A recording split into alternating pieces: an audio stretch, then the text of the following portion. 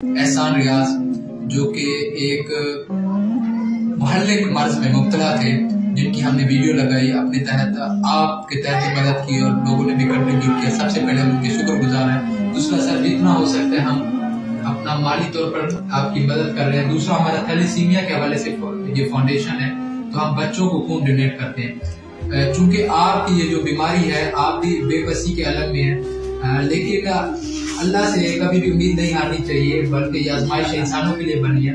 तो आपको कौन सा ब्लड का ग्रुप लगता है?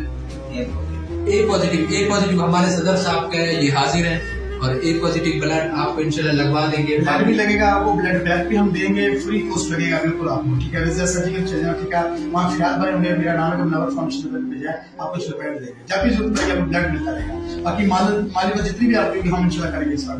बाकी सर, ये आजमाइश इंसानों के लिए बनी है, हर कुरान पाक में जिक्र है कि हर मुश्किल के बाद आसानी है। तो अल्लाह ताला आपको सलामत रखे, अल्लाह ताला आपको शिफा या भी नसीब करे, हमेशा सलामत।